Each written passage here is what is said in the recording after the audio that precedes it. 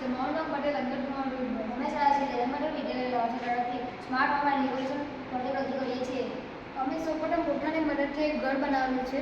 તેમાં automatic rain detector, smart roof flow, cloth protection રાખવામાં આવેલું છે, જેમાં રેન ડિટેક્ટર સેન્સરનો ઉપયોગ કરવામાં આવેલો છે. આ ડિશ પર વરસાદના ટીપા પડશે અને સેન્સર દ્વારા સેન્સ થશે અને સર્વો મોટર રોટેટ થશે અને સર્વો મોટર રોટેટ થતાં તરત જ કપડાં છતવાળી જગ્યા પર ચાલી આવશે.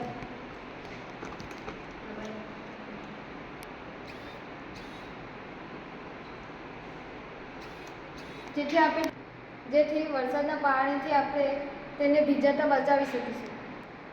ત્યારબાદ વરસાદનું પાણી આ છત પરથી આ છત પર જશે અને આ છત પરથી કૂવામાં જશે, એટલે કે આપણે પાણીનો સંગ્રહ કરી શકીશું અને તેનો ઉપયોગ આપણે ખેતીમાં કરી શકીશું, એટલે કે વોટર હાર્વેસ્ટિંગ સિસ્ટમ રાખવામાં આવેલી છે.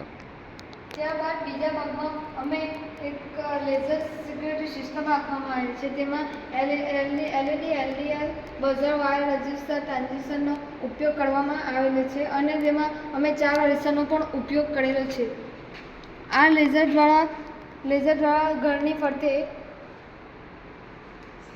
સિક્યુરિટી સિસ્ટમ તૈયાર થશે, જેથી કોઈ ચોર અંદર જવાનો પ્રયત્ન કરશે તો તરત જ બઝર વાગશે, જેથી આપણે ચોરી થતાં અટકાવી શકીશું. છતાં પણ જો ચોર દિવાલ કૂદીને આવવાનો પ્રયત્ન કરશે તો પણ બઝર વાગશે, જેથી આપણે ચોરને ચોરી થતાં અટકાવી શકીશું. ત્યારબાદ જો ચોર પાછળથી પણ આવે તો તરત જ બઝર વાગશે, જેથી આપણે ચોરી થતાં અટકાવી શકીશું. જો બીજી બાજુ દિવાલ પરથી કૂદીને આવે તો પણ આપણે બઝર વાગશે ને એને થઈ શકીશું, એટલે ચોરી હેઠળથી બચી શકીશું.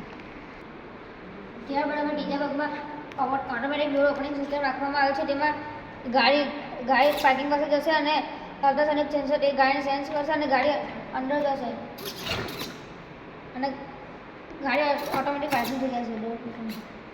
ત્યારબાદ ચોથા ભાગમાં અમે ગેસ લીકેજ ડિટેક્ટર સિસ્ટમ રાખવામાં આવે છે. તેમાં MT5 સેન્સર, બઝર, બેટરીનો ઉપયોગ કરીને આ પ્રોજેક્ટ બનાવવામાં આવ્યો છે.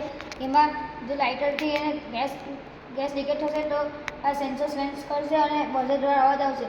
જો ઘરમાં પણ ગેસ લીકેજ થાય તો સેન્સર સેન્સ કરશે અને બઝર અવાજ કરશે, જેથી આપણે ગેસ લીકેજ થાય તો બઝર અવાજ કરશે અને આગ લાગવાથી આપણે સાવચેત રહીશું.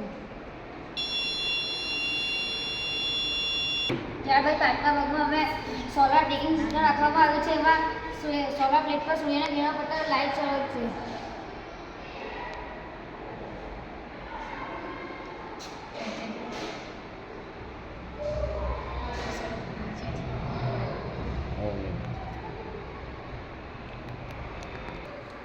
ત્યારબાદ અમે છઠ્ઠા ભાગમાં એક અર્થિંગ રોડ રાખેલો છે, જેથી તેને ગ્રાઉન્ડ અર્થિંગ કરવામાં આવેલું છે, જેથી જ્યારે ચોમાસાના સમયમાં વીજળી પડશે ત્યારે અર્થિંગ રોડ દ્વારા તે જમીનમાં ચાલી જશે, જેથી મકાનને કોઈપણ જાતનું નુકસાન થશે નહીં.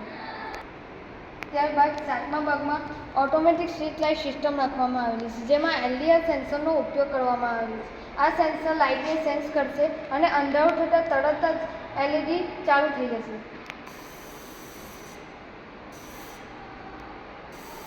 જેથી આપણે લાઇટને ઓન ઓફ કરવાની જરૂર પડતી નથી.